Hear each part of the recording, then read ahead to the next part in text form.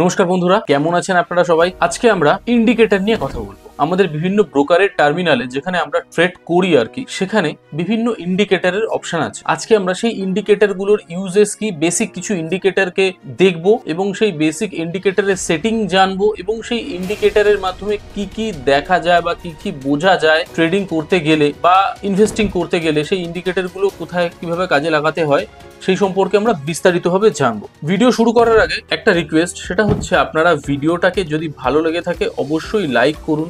শুধু দেখে ভিডিওটাকে চলে যাবেন না, ভিডিওটাকে লাইক করুন, চ্যানেলটাকে সাবস্ক্রাইব করুন এবং বেল আইকনটাকে অবশ্যই প্রেস করুন। আর এই চ্যানেলটাকে বা এই ভিডিওটাকে অবশ্যই বন্ধুদের সাথে শেয়ার করুন, যাতে সবাই স্টক মার্কেট নিজের ভাষায় শিখতে পারে। আজকে আমরা ইন্ডিকেটর নিয়ে কথা বলবো। ইন্ডিকেটরের একটা বিশাল হাইপ আছে মার্কেটে, সবাই ইন্ডিকেটর খোঁজে, নতুন নতুন ইন্ডিকেটর দিয়ে ট্রেডিং করার চেষ্টা করে। আজকে আমরা বেসিক কিছু ইন্ডিকেটর নিয়ে ডিসকাশন করব এবং এর পরবর্তীকালে আমি বেশ কিছু অ্যাডভান্স ইন্ডিকেটরের বিষয়ে বলবো এবং সেখানে আপনারা কিভাবে ট্রেডিং করতে পারবেন, কিভাবে সেই ইন্ডিকেটরের সাহায্যে আপনারা ট্রেড নিতে পারবেন, প্রফিট জেনারেট করতে পারবেন, সেটা অবশ্যই আমি আপনাদের জানাবো। ইন্ডিকেটর হচ্ছে টেকনিক্যাল অ্যানালাইসিসের এমন একটা টুল যেটা হিউম্যান এফর্টকে, অর্থাৎ মানুষের যে পরিশ্রম সেটাকে অনেকটা কমিয়ে দেয়। যে সমস্ত টেকনিক্যালিটি বা যে সমস্ত ক্যালকুলেশনগুলো মেশিন করতে পারে, সেই ক্যালকুলেশনগুলো খুব সহজে আপনার সামনে এসে উপস্থিত করে এই সমস্ত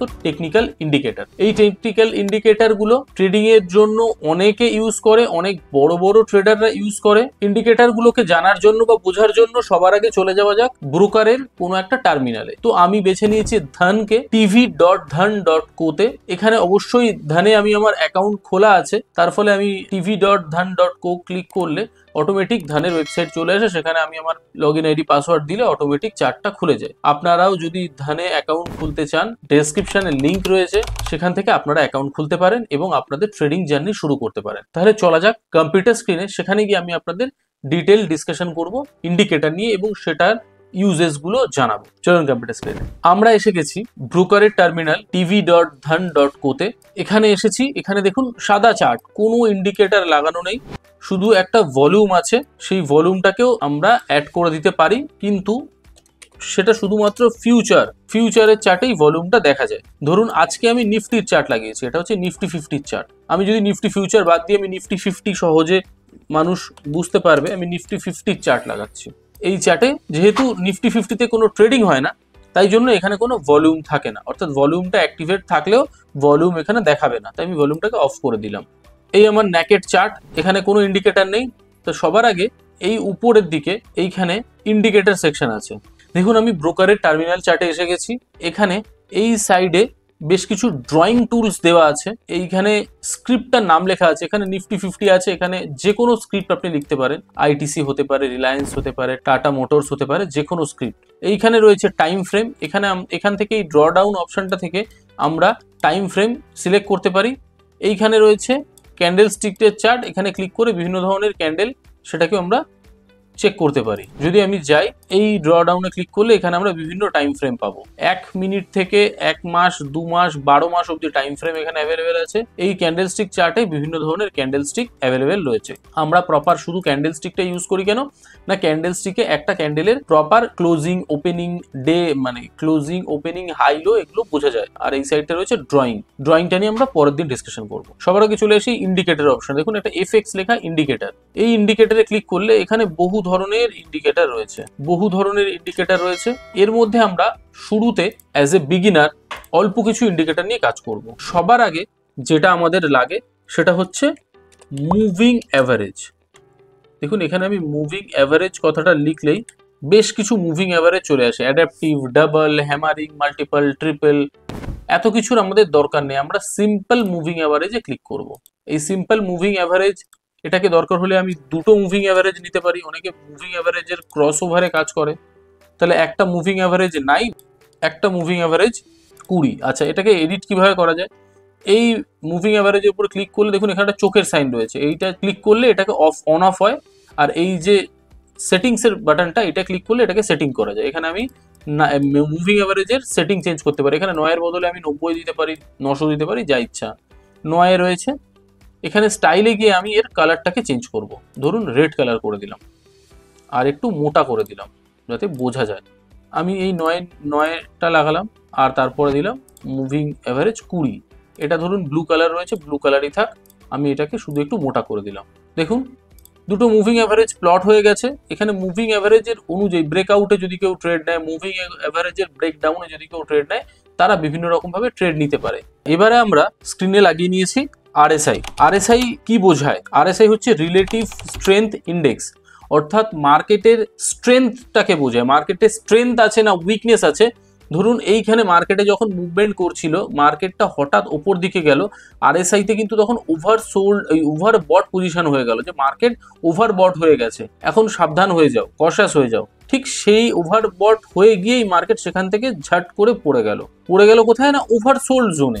ওভারসোল্ড জোন থেকে আবার মার্কেট সেখান থেকে কিন্তু রিকভার করলো, আরএসআই মাঝখানে চলে এলো এবং এই রিকভারটা হলো, আস্তে আস্তে সেখান থেকে সাইডওয়েজ হয়ে গেল। মানে যখন বড় মুভমেন্ট আসে তখন কিন্তু মার্কেট ওভারসোল্ড বা ওভারবট জোনে গিয়ে লিকুইডিটি নেয়, এটা আমরা বুঝতে পারি। ধরুন এইখানে যে গ্যাপ আপটা হয়েছে, তখন লাস্ট দিন কিন্তু এইখানে মার্কেট ওভারসোল্ড হয়ে গেছিল, তারপরেই গ্যাপ আপটা হয়েছে। এখানে আরএসআই সেটিং কি আছে না, আরএসআই এখানে লেন্থ আছে 14, স্টাইলে গিয়ে আপার লিমিট 70 করা আছে, লোয়ার লিমিট 30 করা আছে। এখানে আমরা 60 আর 40ও রাখতে পারেন, বা 65 বা 35ও রাখতে পারেন। অনেক সময় কি হয়, এত বড় রেঞ্জে ওভারসোল্ড ওভারবট ঠিক করে দেখা যায় না, সেই জন্য আমরা রেঞ্জটাকে একটু কমও রাখতে পারি, 35 বা 65। ধরুন মার্কেট এইখানে ওপেন হয়েছে, এইখানে মার্কেট গ্যাপ আপ ওপেন হয়েছে, মার্কেট কিন্তু অনেকটা উপরে চলে গেছে, আরএসআই এখানে 80-তে চলে গেছে। তারপরে কিন্তু মার্কেট তার উপরে আর যেতে পারে, মার্কেট সেখান থেকে ধীরে ধীরে নিচের দিকে নেমে এসছে। আবার ধরুন মার্কেট এতটা গ্যাপ ডাউন খুলেছে, মার্কেট এতটা গ্যাপ ডাউন খোলার পরে কিন্তু মার্কেট এই জায়গায় 16 অব্দি লাস্ট এসছে, তারপরে কিন্তু সেখান থেকে ধীরে ধীরে মার্কেটকে উপর থেকে কারেকশন হয়ে তারপরে আবার একটা ফল দিয়েছে। তাহলে এই রকম ভাবে রিলেটিভ স্ট্রেংথ ইন্ডেক্স বা আরএসআই এর থেকে আমরা মার্কেটে ওভারসোল্ড বা ওভারবট জোন এবং মিডিয়ান জোন মাঝখানে যখন থাকে, কোনো সময় যখন মার্কেট মাঝখানে থাকে আমরা বুঝতে পারি না যে মার্কেট সাইডওয়েজ যাবে। মানে ধরুন অনেকে কি করে, ব্রেকআউট ব্রেকডাউনে ট্রেডিং করে, যেখান থেকে বেরোলে আমি কিনবো, এখান থেকে বেরোলে আমি বিক্রি করবো, অনেক কিছু ট্রেড করে।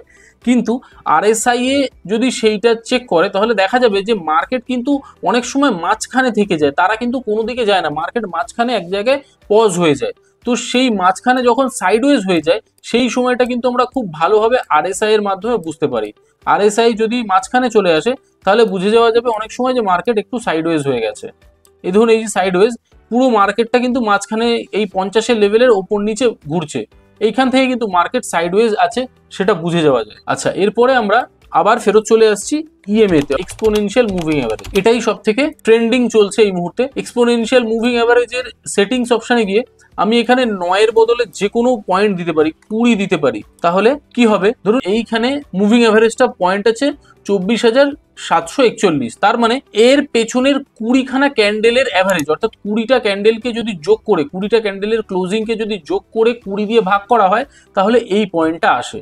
অর্থাৎ 20খানা পেছনের 20টা ক্যান্ডেল কি বলছে, তার অ্যাভারেজ কি হচ্ছে, সেইটা আমরা মুভিং অ্যাভারেজের মাধ্যমে বুঝতে পারি।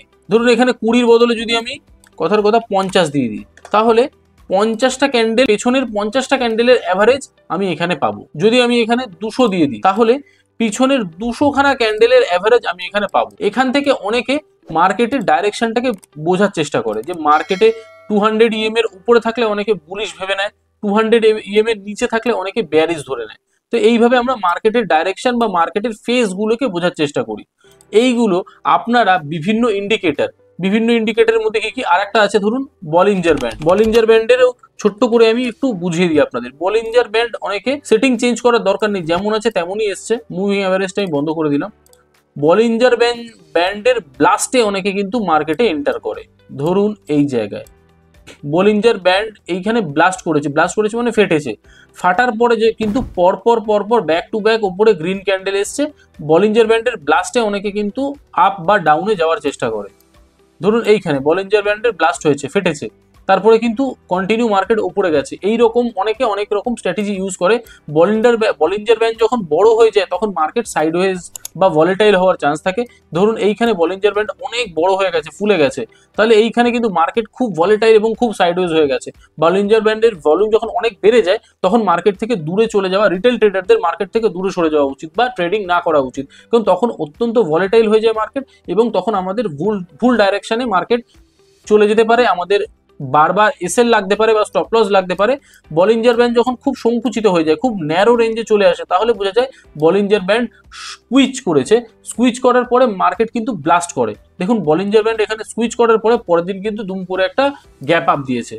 অলরেডি বলিঞ্জার ব্যান্ড কিন্তু এইখানে বাউন্স মানে ব্রেক করে রেখেছিল, এইখানে ব্রেক করে রেখেছিল, পরের দিন এখান থেকে একটা বড় গ্যাপ আপ খুললো। তো এইভাবে বলিঞ্জার ব্যান্ডকেও আমরা ট্রেডিং এর মধ্যে নিতে পারি। তাহলে কি কি ট্রেডিং ইন্ডিকেটর আমরা ইউজ করতে পারি? সবার আগে হচ্ছে মুভিং অ্যাভারেজ, যেটা সব থেকে ফেমাস। তারপরে ইএমএ অর্থাৎ এক্সপোনেনশিয়াল মুভিং অ্যাভারেজ। তারপরে আমরা কি শিখলাম? Bollinger band. আর কি শিখলাম? MACD, last RSI. মার্কেটের সব থেকে ট্রেন্ডিং, সব থেকে ফেমাস ইন্ডিকেটরগুলো আমি আপনাদের ডিসকাশন করে বুঝিয়ে দিলাম। এরপর যেটা আপনাদের করতে হবে, আপনাদেরকে বিভিন্ন চার্টে বিভিন্ন ইন্ডিকেটর প্লট করে আপনাদেরকে ব্যাক টেস্ট করতে হবে যে কোন ইন্ডিকেটরের কি বিহেভিয়ার আছে।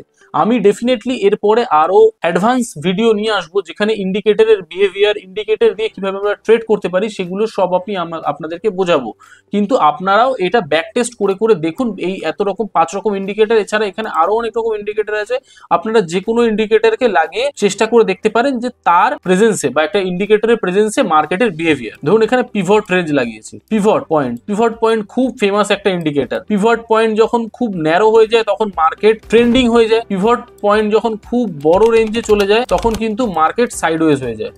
ধরুন এইখানে মার্কেট পিভট পয়েন্ট একদম ন্যারো হয়ে গেছে, তাহলে কিন্তু মার্কেট কিন্তু ভলেটাইল বা ট্রেন্ডিং হয়ে গেছে। এখান থেকে বোঝা যায় এইভাবে। ধরুন আমি একটা জিনিস দেখাই, যেদিনকে পিভট পয়েন্ট এত বড় হয়ে যায়, যখন পিভট পয়েন্ট এত বড়, তারপরের দিন কিন্তু মার্কেট এদিনও সাইডওয়েজ ছিল, তারপরে এদিন ভলেটাইল ছিল, তারপরে কিন্তু সেটা সাইডওয়েজ হয়ে গেছে। তাহলে পিভট পয়েন্ট যেদিনকে খুব বড় ফুলে যায় তারপরে এক্সপেক্ট করা যেতে পারে মার্কেট সাইডওয়েজ হয়ে যাবে। কোনো সময় তার এক্সেপশনও ঘটে। কোনোটাই এখানে হার্ড অ্যান্ড সোল রুল নেই যে এটা ঘটলে এটাই ঘটবে। মার্কেটে 100% বলে কিচ্ছু নেই, গ্যারান্টেড বলে কিচ্ছু হয় না। মার্কেটে সবই প্রবাবিলিটি অর্থাৎ সম্ভাবনা অনুযায়ী মার্কেটে সবকিছু ঘটে। তো আপনারা সিপিআরটাকেও খুব ভালো ইন্ডিকেটর, সিপিআরটাকে নিয়েও একটুখানি ব্যাক টেস্ট করতে পারেন। সিপিআর লাগিয়ে বা প্লট করে আপনারা দেখতে পারেন যে মার্কেটে কি মুভমেন্ট আছে। সিপিআরে দেখুন, সিপিআর থেকে রেজিস্ট্যান্স এসছে মার্কেট, তাহলে সিপিআর কিন্তু একটা ফিক্সড, মানে অন্যান্য ইন্ডিকেটর গুলো কিন্তু ল্যাগিং ইন্ডিকেটর। এটাও একটা কথা বলে রাখি, অন্যান্য ইন্ডিকেটর গুলোকে বলা হয় ল্যাগিং ইন্ডিকেটর, আর সিপিআর হচ্ছে লিডিং ইন্ডিকেটর। সিপিআর কিন্তু মার্কেট ক্রিয়েট হওয়ার আগেই, মার্কেট চালু হওয়ার আগেই সিপিআর, মার্কেট ওপেনিং এই সিপিআর আপনাকে দেখিয়ে দেয় যে কোথায় সাপোর্ট, কোথায় রেজিস্ট্যান্স, কি আছে না আছে। তো ল্যাগিং ইন্ডিকেটর, লিডিং ইন্ডিকেটরের মধ্যে ডিফারেন্স এটা। আপনারা সিপিআরটাকেও ইউজ করে দেখতে পারেন। সিপিআরেও কিন্তু অনেক ভালো ট্রেডিং করা যায় সিপিআর এর মাধ্যমে বা সিপিআর ইন্ডিকেটরের মাধ্যমে। এরকম 5-6খানা 7খানা ইন্ডিকেটর আপনাদের জানালাম, আপনারা ব্যাক টেস্ট করুন। ভিডিওটা ভালো লেগে থাকলে ভিডিওটাকে লাইক করুন, চ্যানেলটাকে সাবস্ক্রাইব করুন, বেল আইকনটা প্রেস করুন। আর এই ভিডিওটাকে আপনার ট্রেডার বন্ধুদের সাথে বা যে কোনো যারা ট্রেডিং শিখতে চায়, যারা স্টক মার্কেট থেকে রোজগার করতে চায়, যারা স্টক মার্কেট থেকে রেগুলার ইনকাম করতে চায়, তাদের সাথে শেয়ার করুন। এই চ্যানেলে আমি আগামী দিনে খুব গুরুত্বপূর্ণ ভিডিও আনতে চলেছি, যেগুলোতে রেগুলার ইনকাম কিভাবে আপনারা করতে পারবেন, কিভাবে আপনি আপনার পয়সাকে মাল্টিপ্লাই করবেন, পয়সাকে গ্রো করাবেন, এই সমস্ত বিষয় কিন্তু আমি আলোচনা করব। আজকে এখানেই শেষ করছি। জয় হিন্দ, জয় ভারত।